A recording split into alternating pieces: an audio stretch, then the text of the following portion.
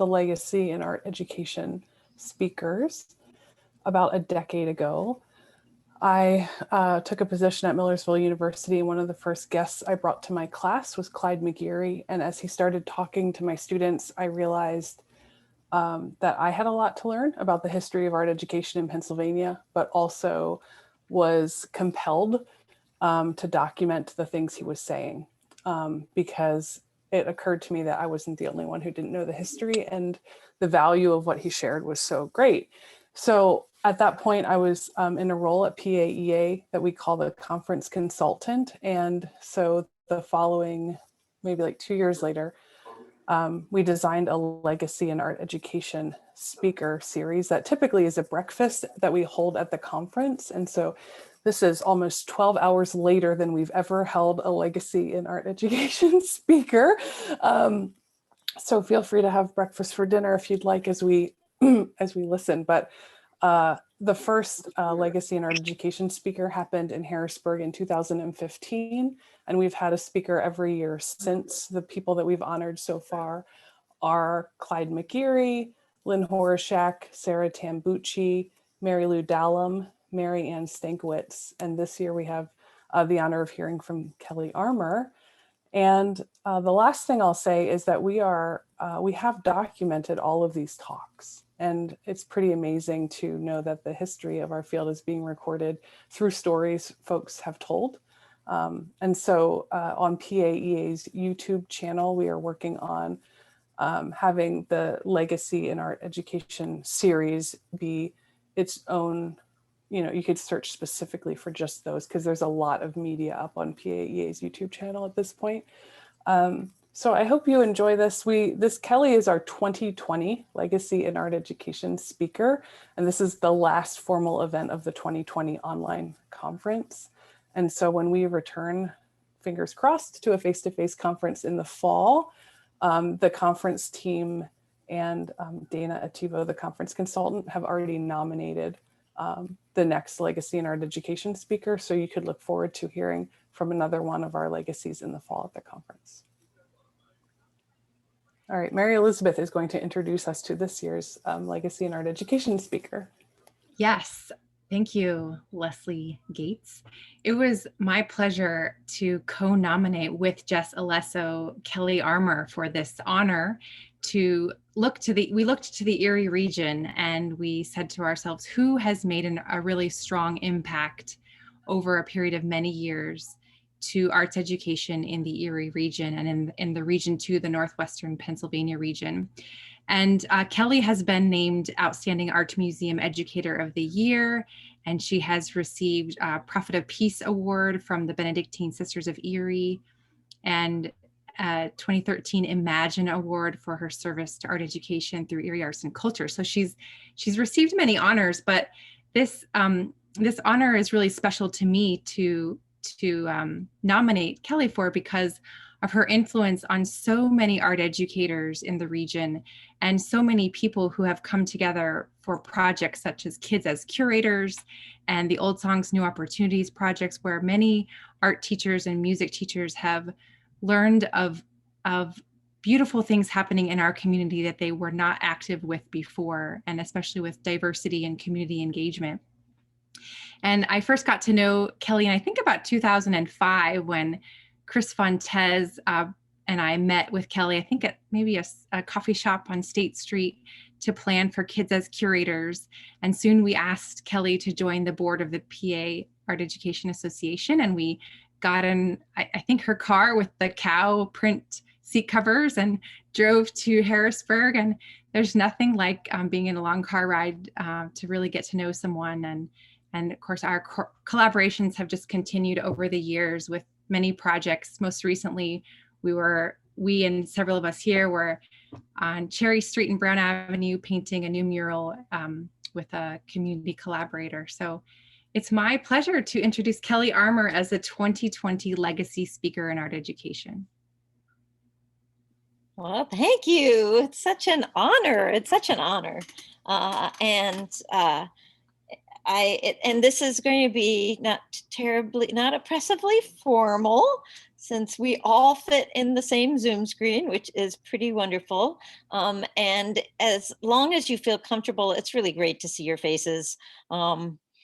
A folklorist friend of mine actually did a webinar this past week, and she was explaining what is folklore, and the first thing that she put on her screen was a Zoom screenshot.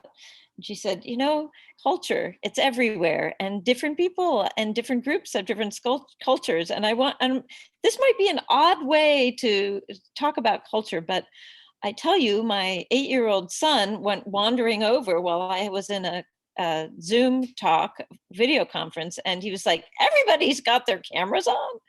That's so strange. None of mine do. And there you go. There's a bit of a cultural difference. So thank you for leaving your videos on if you're comfortable with that. I also understand things get wonky with strong connections and other things going on in your life and in the background. So I understand if you can't do that. So what I'd like to do is I'm gonna start with just a very, very, very quick little my life, where I came from, how I ended up where I am now. And then I wanted to do a little interactive thing to talk about different kinds of culture.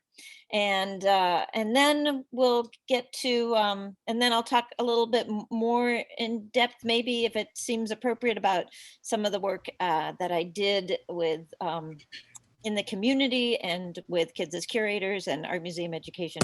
Oops, no, where we're gonna start actually is not with me, but with an image. We're gonna start with a little VTS. So,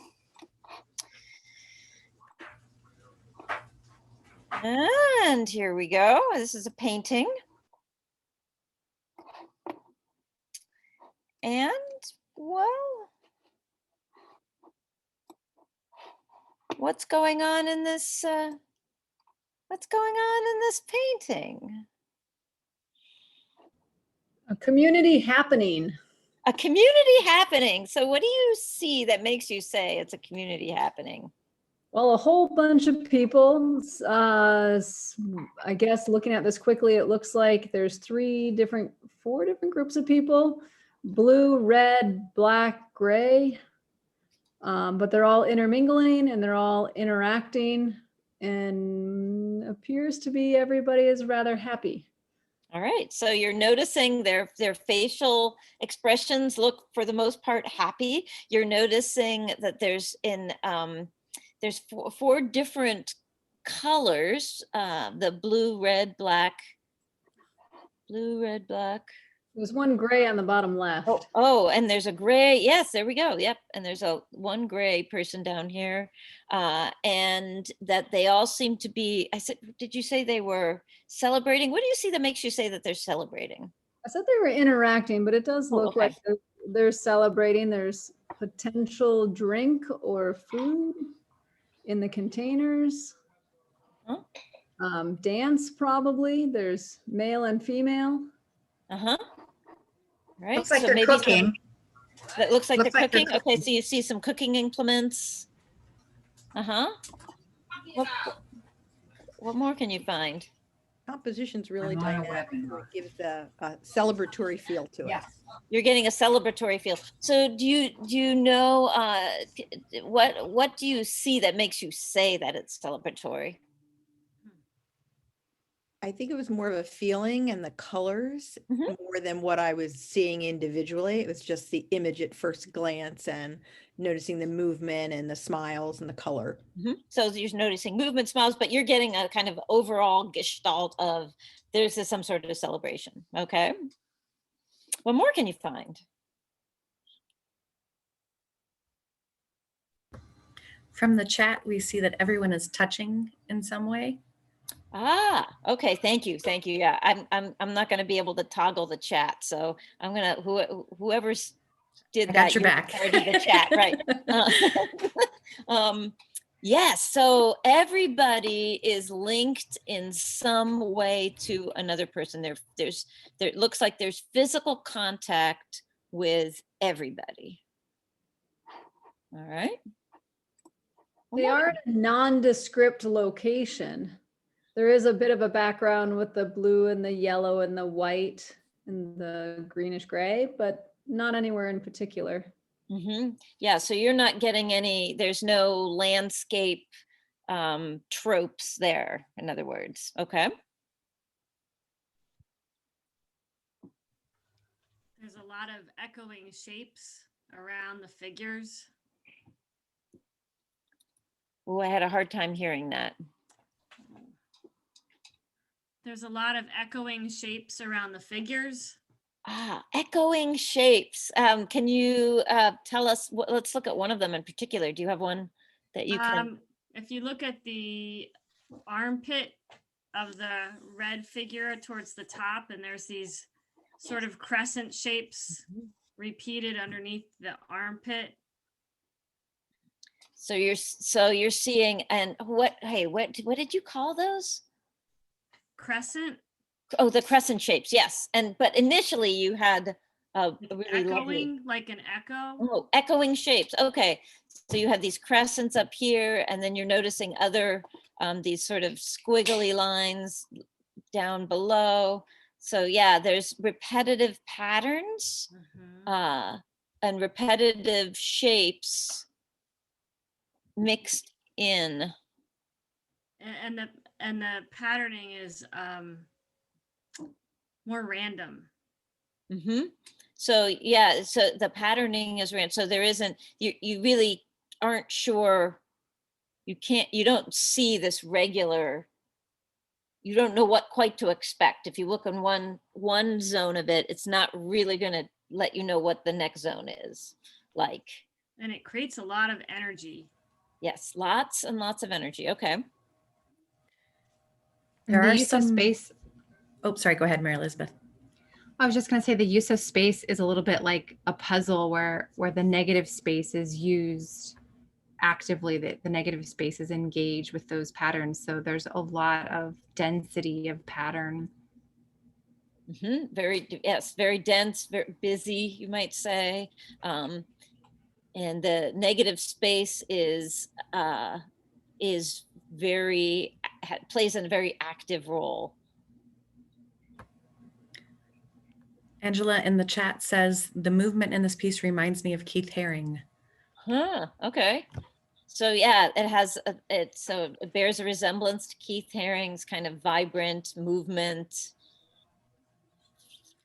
I see in the shapes that that Jen was referencing, there is some reference to that sort of tribal culture in a way. The shapes that are just to the right of the ones we were talking about, the crescents, they almost look like a coffee bean, but also they remind me of a shell, I don't know what they're called, but they look like little teeth, those shells that clamp together like that. Yeah.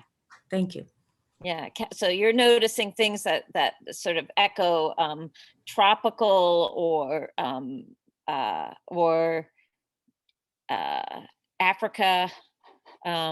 Cowries are associated with Africa, as is some coffee, although coffee is grown in lots of other places too. But I think you said tribal motifs. Yes. Yeah. Many of the cloth wraps that they're wearing are patterned, but not all of them. Yeah. So you have some plain wraps, but some of them have the patterns. I feel like that one figure I keep getting drawn back to in the center, it's obviously female. It's a woman with multiple breasts. And I feel like maybe she is the center of whatever this tribal ritual is. I feel like everybody else is sort of dancing around her in almost like in a circle. So for you, she's kind of a focal point, and yes. and everything seems to be going around her. And she seems somehow important or central to whatever is happening is happening. It feels African also, and those beans that Jess was just talking about. They're like in the lower left-hand corner and the lower right-hand corner. And isn't caffeine, wasn't that used in Africa as a sort of trade or as a kind of money at one point in some African tribes? I'm not sure if coffee was, but it did. But cowrie shells, the cowrie shells have been used as currency in Okay. Around the world, but particularly in Africa. Leslie in the chat points out that the woman appears to be the only woman in the entire picture. Yeah. She is definitely female. The others, it's a little ambiguous, but she does have 4 breasts. Anything else? The image is presented in halves, and I do not know if it's presented as a diptych or in a book, or why there's a line down the middle, and if that was part of the reproduction or intended by the artist. And I also see a signature about 2/3 of the way over on the bottom in a blue form that kind of mirrors the breasts, but it's upside down. Yeah, there it is. It's right there. Mm-hmm. It's actually right side up. And just for the interests of time, we're gonna, unless anybody has any burning comments to make, this is by a Tanzanian. So Africa is correct. A Tanzanian painter. He passed away not too terribly long ago, but his name is George Lalanga. And the title of this is in Swahili, but actually translates to children playing on the children dancing on the, or playing, it's the same word in Swahili, on the playing fields, on different playing fields. That's it, which is interesting. And he is of a group in Tanzania, an ethnic group called the Makonde people, that were sort of revered for these sculptures, this folk art sculpture that they make, where, and you can sort of, I don't know if you can see here, but there is a real resemblance. I mean, he has really taken it, he's a painter, but he's taken that same kind of aesthetic of everybody on top of one another, and that kind of sense of everybody touching, and the sense of it being a little crazy, and this kind of happy frenzy is very often seen in these Makonde carvings, traditional carvings. So I grew up in Erie, Pennsylvania. My dad used to say that he was a very high-paid migrant laborer. He worked for General Electric. So he was an engineer, and I was born actually in Syracuse, New York. And then as a toddler, we moved outside of Boston. And then we moved to Erie when at the tail end of 1st grade. And we moved to Lawrence Park, which, of those that know Erie, is a small community just east of the city. And I was the new girl until 5th grade, when another new girl came in.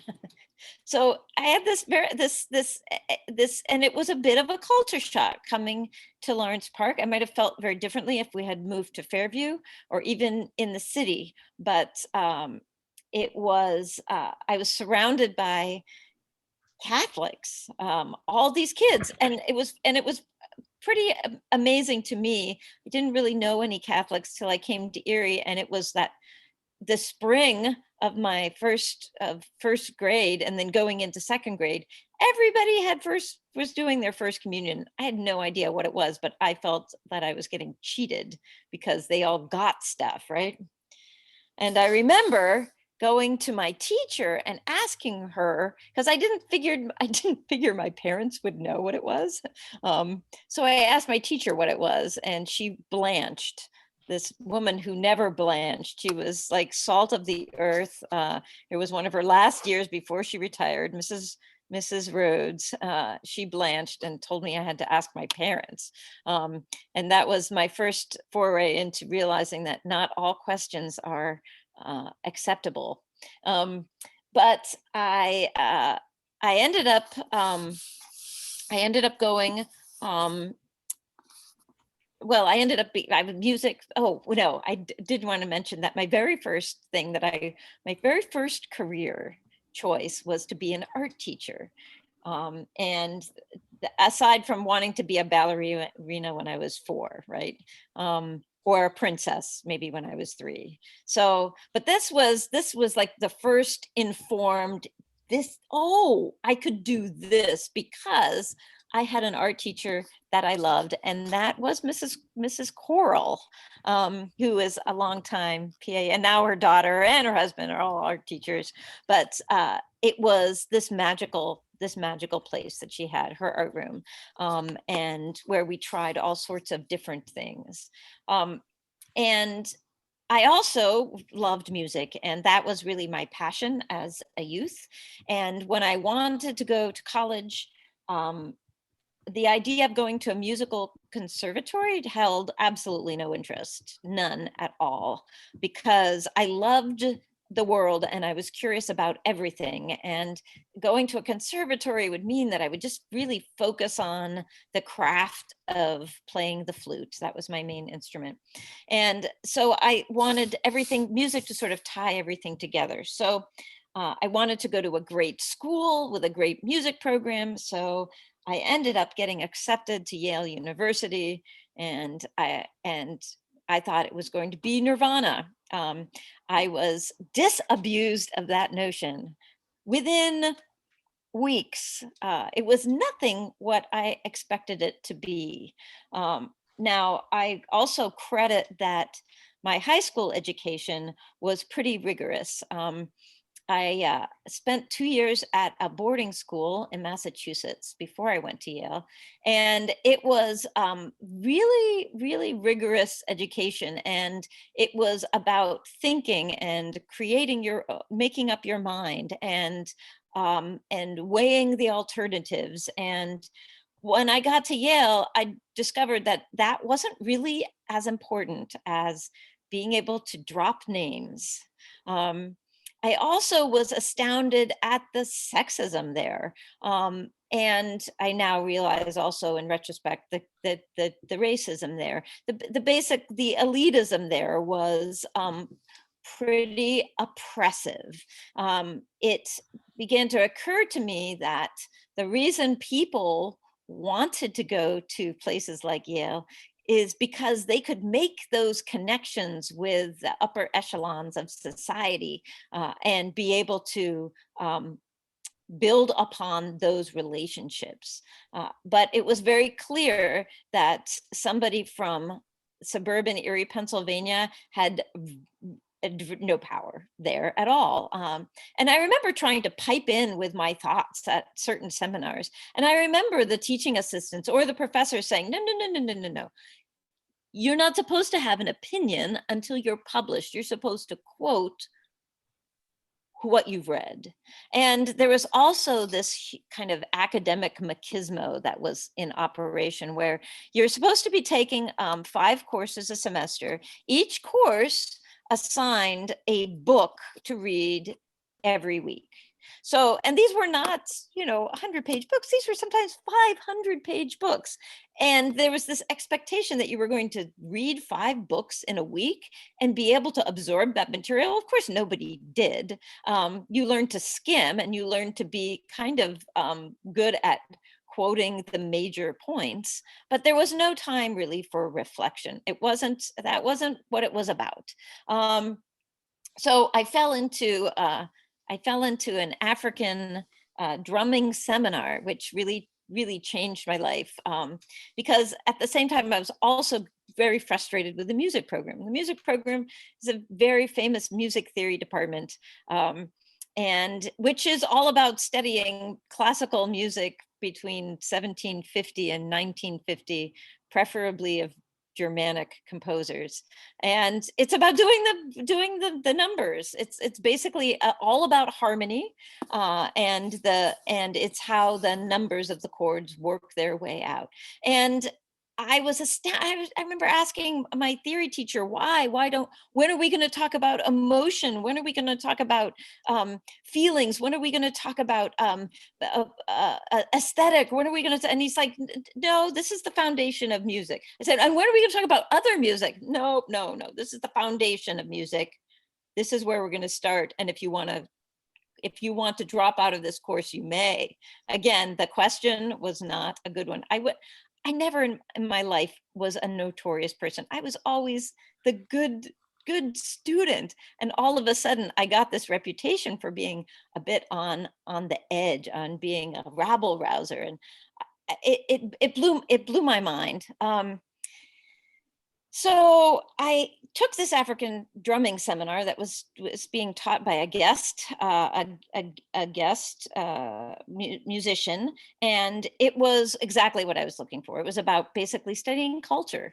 It was studying how music and culture intersect, and I fell in love with it. Not just the music, which that was an important part of it, but the process of exploring and being open and thinking about all those big questions.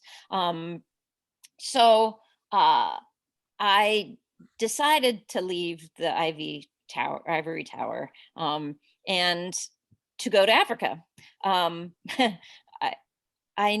was also volunteering at a battered women's shelter when I was living in New Haven, going to Yale. And when I finally decided, no, I'm really actually going to leave Yale, I'm going to find a school that will let me go to Africa and study African music and finish my college career that way. I would tell that to other Yale students, and so many of them would say, oh, wow, that's amazing. You're so lucky you can leave here. I wish I could go too, but I am nothing without a Yale degree. I am nothing. What would I possibly do? I couldn't ever get a job. I couldn't ever support myself. I have to be here. And the kinds of language that they were using was frighteningly similar to the language battered women used to rationalize why they were going back to their abuser, because they were nothing without this power. They didn't feel strong enough unless they had this support, which is actually the same thing that's actually treating them terribly. And that was a sobering thing. Now, there's lots of people that get a great education at Yale, and it was formative in a very positive way. And I also had great experiences there with some professors who were truly remarkable. However, it was very clear to me that this is how the powerful stay in power. It is not by listening to different voices. It is not by it is not by questioning authority. It's by perpetrating it. So I found the school that enabled me to go to East Africa and to live with people and document it, and then give me college credit. It's Long Island University. At the time, it was the Friends World College. And that indeed was life-changing.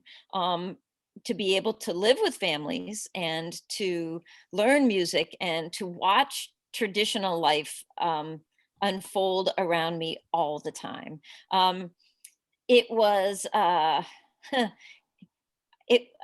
thing is that my being headstrong and independent and willing to question authority got me to Africa. But then once I got there, I had to take that entire skill set and package it up and put it on a shelf, because I discovered when I was living with an African family, I had to respect authority, and I had to follow the rules of a culture that was vastly different from the one that I grew up in. but I was so hungry to learn. And believe me, I also made lots and lots of big mistakes and hurt and angered people, not just due to cultural differences and me not understanding. But it was amazing to see firsthand a culture that was truly built around a community and not an individual. And it was truly amazing to see how art fit in a way, living with people as a musician, living with people who were the most musical people I had ever met, who had absolutely no concept of what a performance was, because music was tied to everything they did. It was never something that was placed outside of community life. And it changed how I thought about everything. So when I came back to the United States and was trying to find a job, it sort of made sense that I ended up trying to figure out where would I fit? What do I have to offer? And in Erie, and there is a wonderful man who worked at Stairways, the clinical director at the time. He met me and he's like, "You should work for us." And I found myself working in what eventually became Bloom Collaborative, for those of you who are familiar with Stairways. And it was in an arts program. So I found myself, whereas in Africa, my job was just kind of try to figure out how arts and culture intersected. I found myself in Erie working with adults with mental illness and trying to figure out how arts could unlock their own potential and give them a chance of feeling more vibrant, more alive, more plugged into the community. So, and as I then I spent 10 years as an itinerant musician. I married a young man who is a songwriter, and his father is an old traditional fiddler. And we started a duo, and we traveled around the country. But performing concerts was very delightful, but I found that I could actually make a living as an artist in residence in schools. So I became very familiar with the Pennsylvania Council on the Arts Artist in Residence program, and I loved doing residencies in schools. I loved working with kids around music and ideas around culture and storytelling.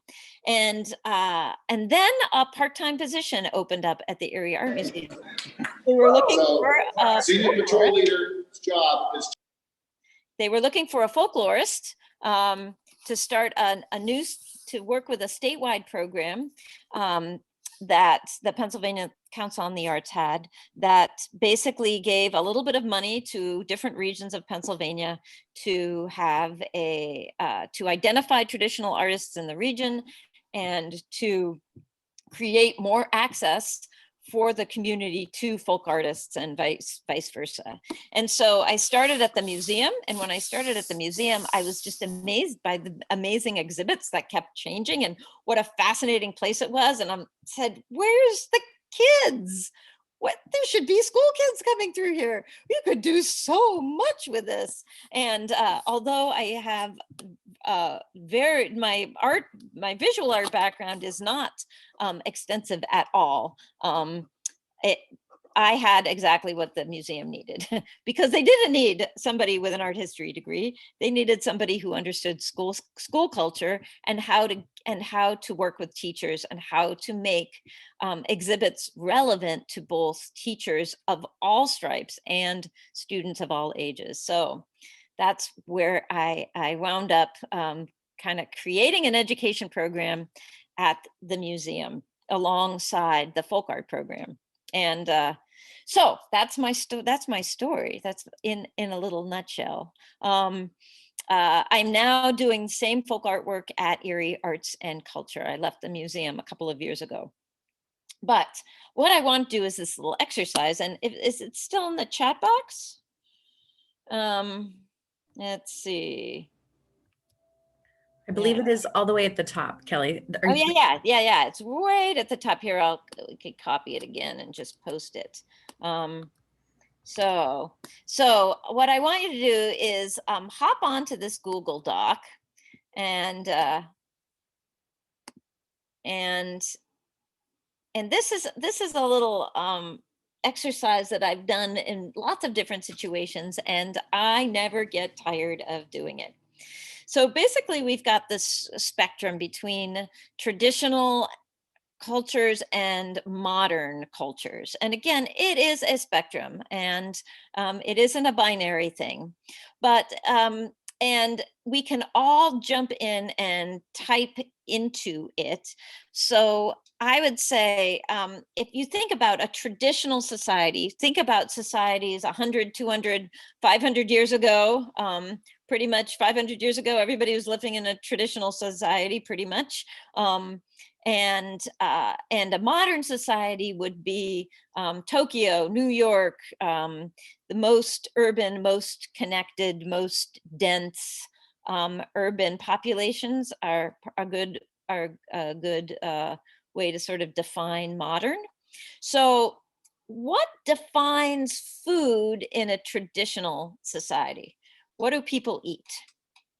And you can actually type it in there. Yeah. All right, what they can grow, yep. What they can harvest, right? Yeah, and it helps if you can actually start a new line, and that way you won't, there you go. Aha, what is in season? Homemade, absolutely.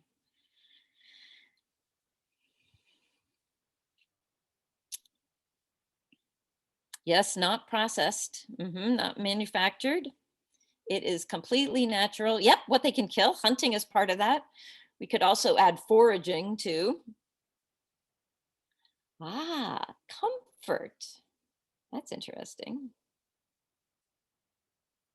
So yes, of course, traditional dishes are often comfort food. Absolutely. And why don't we put, what about modern? Fast food, yes.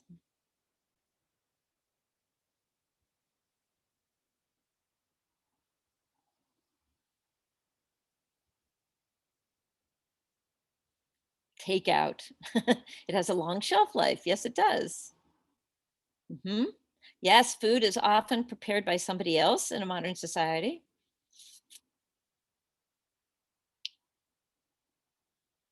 Microwavable, right?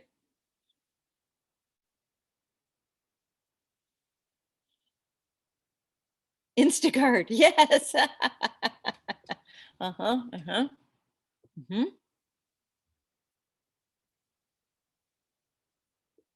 Yep. If you do make it at home, it often means that you're cooking up the wiener, or you're using the cheese that you bought, or you already bought the pizza shell, right?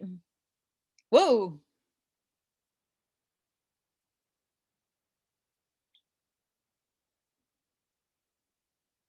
Wait, should we hit backspace? I think we missed, hold on. We had a whole list of stuff there. Whoop. Oh, well. Not to worry. So, so you got the idea. So, why don't we think about, so why don't we take this line underneath our description and put in, we're going to put the food prep kit here. Why don't you put your name into where do you fall on the spectrum?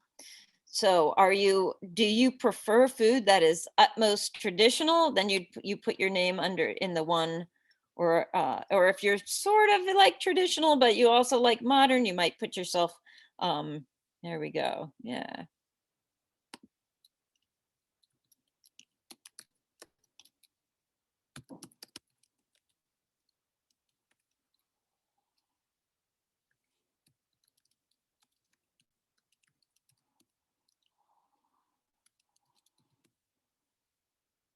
Uh-huh.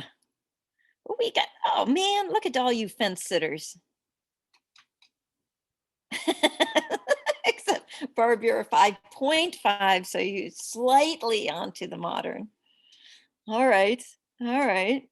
So what is it? What was, so if you're putting yourself right in the middle, my guess is that it is because you see the good and you see the downside and the benefits of both. So what are some of those? Why don't we do this just as actual talking voices for this side? What is it? What are the advantages of traditional food of the traditional society? So Yeah. much healthier. Mm-hmm. Mm-hmm. Much healthier. More nutrition, you know, less chemicals. And it's just really, also the body responds well to what is local. So if it's grown nearby, it's healthy. Mm-hmm. Better for I the think environment. put myself into the traditional category just because during COVID you couldn't really go anywhere this year. So my husband planted a wonderful garden, and I found myself really thinking about seasonal cooking a lot more than I ever have. I'm retired too, which helps. So So there I'm a is that. sourdough bread maker. And That- I think too, what I was thinking, for me, there's something that's the memory and the tradition that goes along with it. Like there's certain foods that I always associate with my grandmother, the pierogies and the, you know, so there's a memory that's attached to it too with the traditional foods. Right. Yes. So there's this connection. There's a connection to your past, to your history, to your family, to the land, to the actual making of it. So what are the downsides of it then? It takes a lot of time. It takes an enormous amount of time. Takes an enormous amount of time. Kids Our don't sys- always like it. Uh-huh. We're just also very busy. You know, it's hard to put the attention on that when we have so many other distractions. Mm-hmm. Mm-hmm. Yep. Yeah, I think it's one thing that's interesting is you say kids don't like it. Well, so how did kids survive in a traditional society? I think kids like it when they learn to make it. Yes, part of it's that. Yeah. Is there an option in a traditional society? That's what I was going to say. There weren't alternatives in a traditional society. You ate it or you went hungry. So Right. of course they ate it. But we have so many options now. Yes. And those options have been created to be tantalizing in a way that, yeah, has been engineered.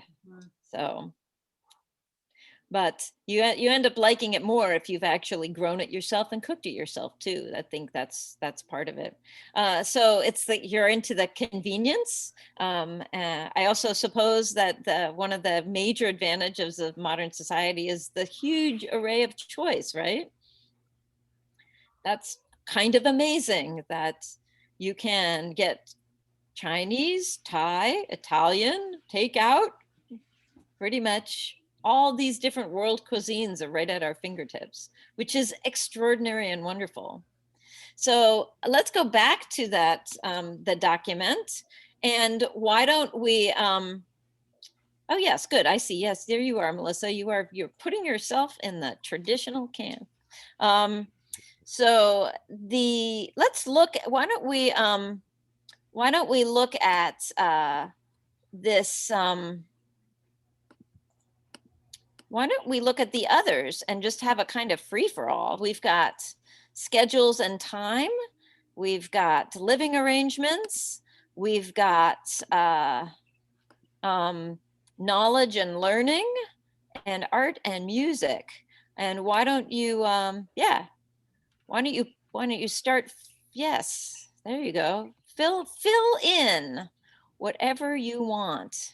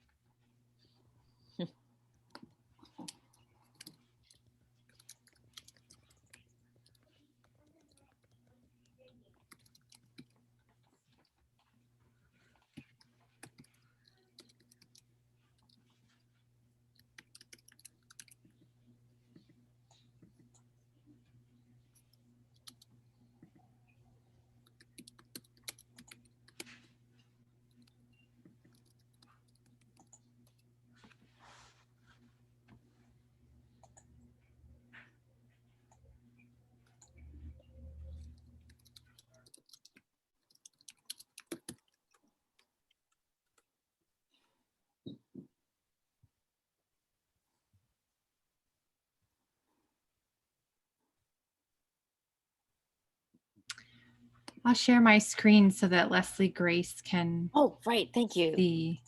Thank you. So, and just as it's It going is to really take over. entertaining to. Here we're gonna. I'm figuring it can- out. My iPad was being weird, but I'm in the document. I'm figuring it out. Okay. Thank you, though. You can minimize. If I just took over your screen, you can just minimize this, and if you just want to look along, we can do it that way too. And that also for the recording, the viewers can see what we're working on. Yeah, that's a good idea.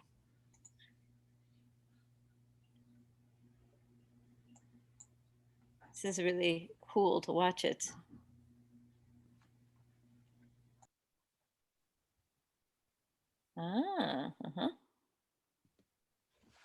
Yes, that's interesting. Yes, easy. This is interesting.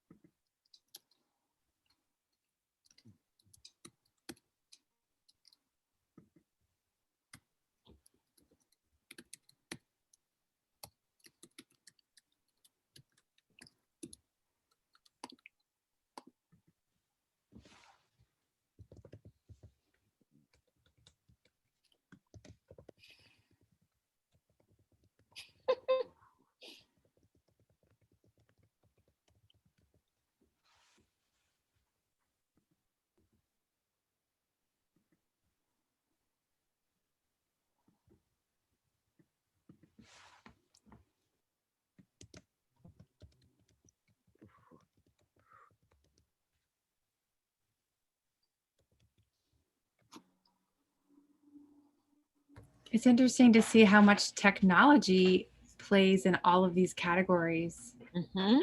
And also media messaging, everything from food to the art and the music is influenced by the technology and media. And it's so that it's also really interesting that one thing that hasn't been said explicitly, but that is completely embedded, is how technology is very much tied to cash, to money, to, whereas like if you I'm sorry, what'd you say? that money and Yes, that's mine. yes, money is really important in terms of success for so much for things like knowledge and learning. Although, so and looking at all of this is really, really interesting. What are the strengths of the traditional culture in general? What are the strengths of the modern culture?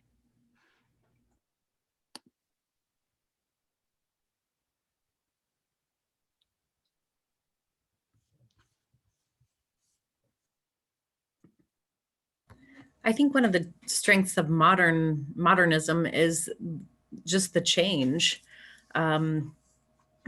Change, I think, scares a lot of people, but artists, we do tend to gravitate towards that, the things that stir it up a little bit. It is. It is really about change and discovery and growth. If you think about how we raise children in a modern society, is we try to prepare them for the world that we can't even imagine, right? To be free thinking, to be independent, to do things differently, to invent, and that has been a strength of the modern society. And it's been very important, and it very much is built on growing the individual, right? On how of getting people to stand on their own, to think of themselves, to identify. I mean, our culture is already like that, so in some ways it's hard to imagine it being any other way, unless you've experienced real community oriented societies, which are not, I mean, it's possible to experience them even in the United States, even in Northwestern Pennsylvania, but you have to work a little harder to find them. What's the strength of a traditional society? Continuity and the connectedness and feeling like you're a part of something. I think that's, what the first thing that pops into my head. Mm-hmm. Right. There's this, you don't have to figure out who you are in a traditional society. It's a huge burden in a modern society. And you have things like depression, and you have identity crises, and you don't know who you are. In a traditional society, you are part of a community. This is not something you have to worry about. You are in charge of leading those who are younger, and you're in charge of following those who are older. Now, of course, the shadow side of a traditional society is that if it's a sexist traditional society and you're a woman, it's not as you have limited options. But you can also say in a modern society, if you're poor, you have incredibly limited. People might say you can do whatever you want to do, be whoever you want to be, but it isn't really true unless you have access to power and access to capital. Yeah, smoothies as a meal. This is great. This is so. And it's really fun to do this exercise with people with former refugees mixed in. I wish we had some with us, because they are incredibly articulate about the strengths of traditional cultures, but also the downsides of traditional cultures. And sometimes I think people get kind of tripped up because they think of, when I say traditional, I don't mean like sometimes people say, oh, classical music is traditional. And I'm like, actually, it's not really. There are certainly elements of it, but classical music is very much built on modern ideas. It's completely dependent on literacy, musical literacy. It's completely dependent on a moneyed hierarchy to support it. And it's about, you're not accepted if you try to write music that sounds like Mozart. People will reject you because you're supposed to be writing new music that has not been heard before. But when I think about traditional music, as what a lot of people have written down, it is community oriented music. And traditional art is quilting, embroidery, right? Making clothing. Both the art and the music is art that has a function. It has a job to do beyond it being an aesthetic experience. In modern society, art and music is its own thing. It exists for an aesthetic experience. I was thinking about the technology pieces of it. Now, I grew up in a very small town in Oil City where we had very limited exposure to other cultures, to other people. So one of the benefits that have, oops, I guess I went off There you are. The one thing that I was thinking about is how technology and just the traditional piece really limited my view of the world. And once I started exposing, kind of moving towards the modern, it gave me an opportunity to look at the diversity and to look at other cultures. When I was growing up, my father said anybody who wasn't Catholic was bad and they were going to hell. And so I grew up very limited in what my experience was, where once you step outside of that, you have a broadening of experience. Mm-hmm. Yes, that's true. One of an African woman who now lives, she came here as a refugee. She's an incredibly wonderful traditional dancer and drummer and singer. And she said, American culture is about freedom first. And respect comes after that. In African culture, respect comes first. And it's not that we don't believe in freedom, but it isn't as important as respect. And it's a different way. It is a different way of thinking. And again, you can be, a traditional culture can be limiting. But there's also a shadow side of modern culture too, where because we don't learn to respect and learn to work with each other in the kind of intensive way that happens in a more traditional context. So it's really traditional and modern. It's not like one is good and one is bad. They're not at all. But understanding both of them is really, really crucial to understanding diversity in your classroom, to understanding different ways of creating art. It is and I think very often with the pursuit of all things modern society has a tendency to ignore the strengths of the traditional society. And like, for example, literacy. I mean, there's literate cultures have this assumption that if you don't have literacy, you're just missing this really important skill. But indeed, in a non-literate society, it's not like you don't learn and grow. You just learn different skills than you do with literacy. And literacy, well, that teaches you, it's a solitary exercise. It's very much about the individual, and it's very much about abstract. Information becomes very abstract.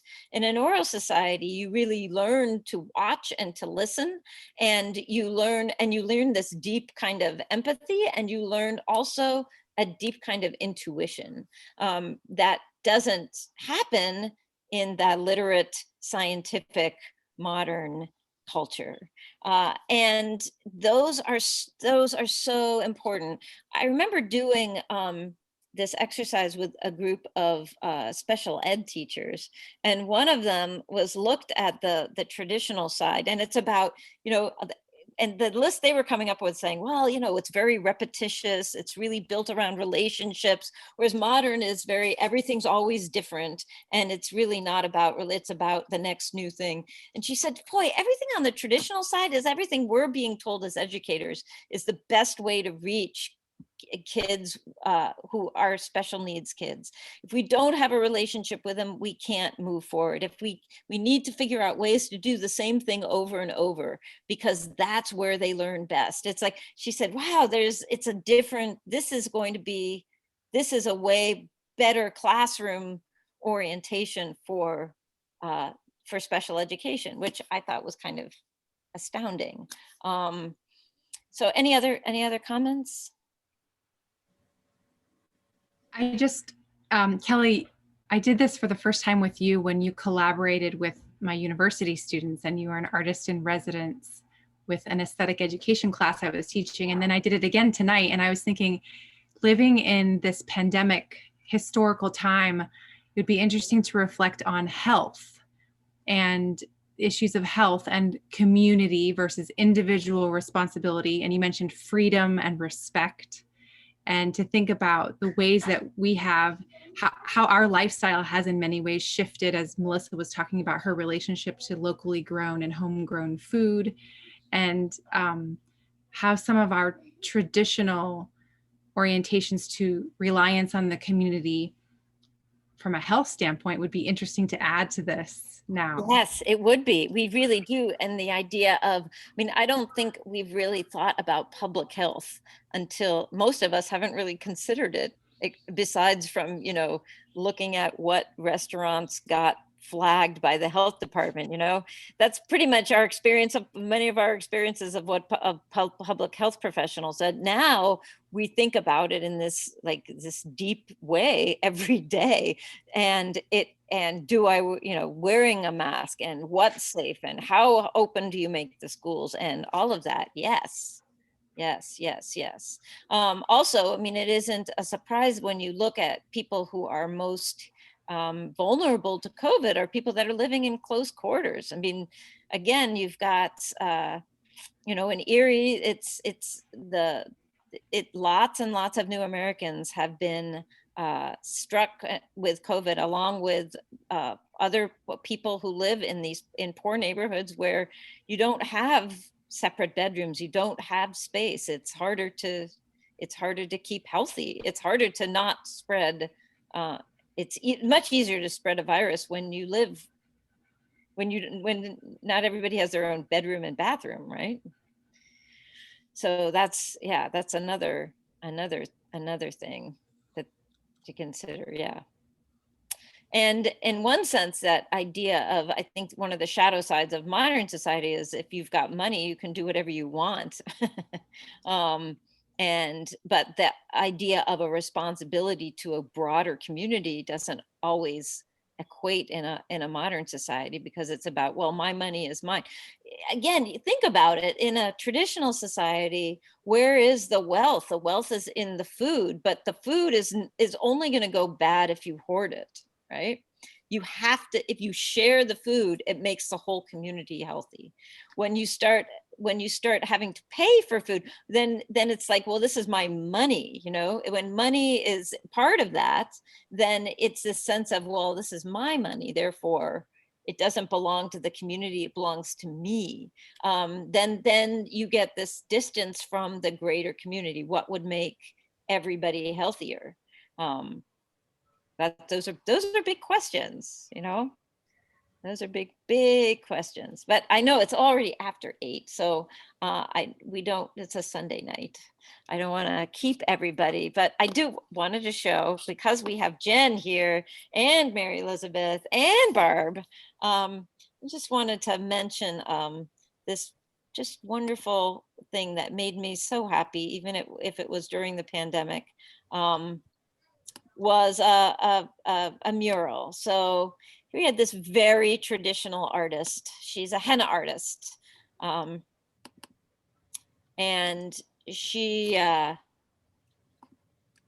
grew up in a village. She doesn't read or write much at all. She was schooled in the traditional, she was schooled in the very most traditional way possible in a village in Sudan. And she came as a refugee, and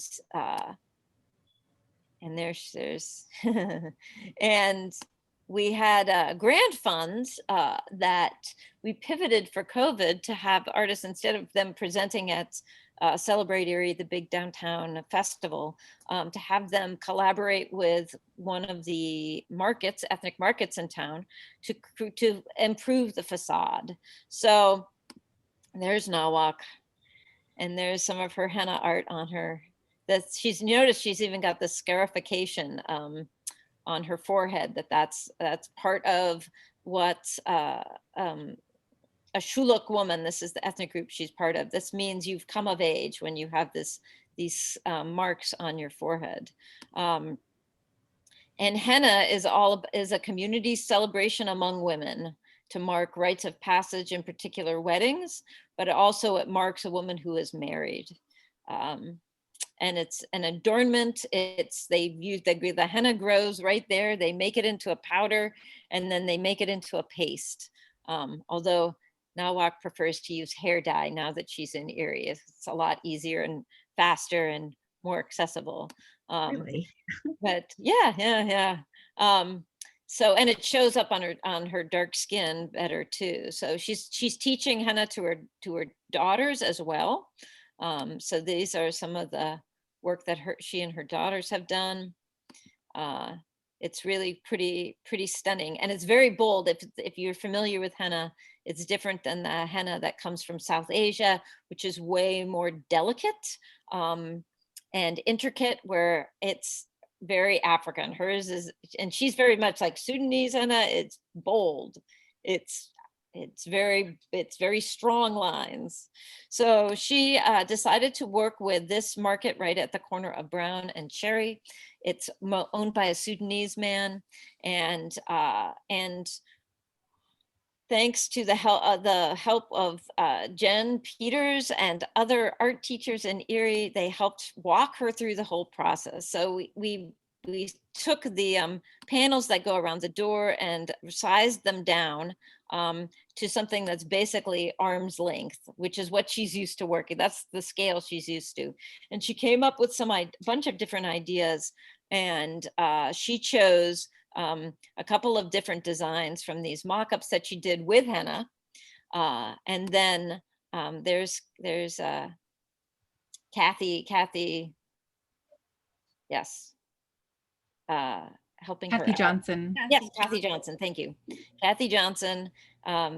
We projected them onto the polytab, thanks to the 19th Amendment mural women helped her along here. And then she painted it in, and this is completely new. She'd never painted anything before in her life.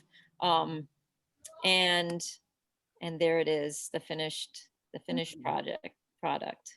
It's beautiful. It is absolutely beautiful. And thanks to Jen Peters was the lead on this. She did an amazing job working with Nawak. And there's Nawak at the opening. She did the henna to match the public art for the opening. And I don't know, Barb or Mary Elizabeth or Jen, like what do you want to talk a little bit about that experience of working with Nawak? Just amazing in terms of, well, we painted on her porch a lot of the times outside. It was September, October, I think. Well, September. And her gardens were out there. They grow all their own food. I mean, it was really kind of a beautiful experience. Her grandkids were there. Her daughter was there. Some would come and go. We saw her husband. And it just was amazing. And she needed a little push because she felt a little nervous about working with acrylic paint, and then like boom, she got it. And just kind of amazing to watch her kind of take this in and realize that this was her project. And it was really great. I don't know, really, Kelly, it was awesome. Thanks so much. Oh, it was wonderful to have all of your, I could not have had her do, I didn't know how to do a mural. That was, I think it was art education at its best. What I saw there was, because I didn't have to worry about any of you taking over. You're all educators, and you supported her. You helped kind of move her along, but it was her vision and her ideas. She's now painting everything in her house.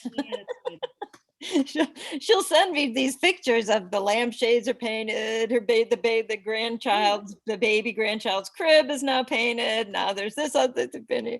So she's now just doing it to everything inside her home, which is pretty wonderful. And for her, it was, I think, just an astounding experience of support from women. I think that was another thing. I don't think she would have felt comfortable if it was a man working with her. It wouldn't have been socially acceptable, actually, to show up at her house, for a man to show up at her house day after day. So it was a beautiful experience. And it was wonderful to see the reactions of the people that go to the shop and the market, and to see it and to notice it and to love it. So. All right, so I know, again, it's now 8:14. We thought it would last an hour and I went over. So, That's but thank okay, you. Kelly. Yeah, this was wonderful to see all of you, and thanks for coming and hanging out. And wasn't quite a breakfast talk, but it was good to see everybody. You would have Absolutely. never. Yeah. Let's see what happens when we all unmute and clap really loud for Kelly.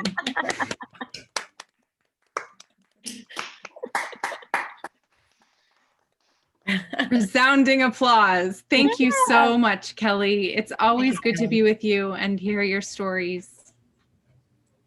Yes. Well, thanks.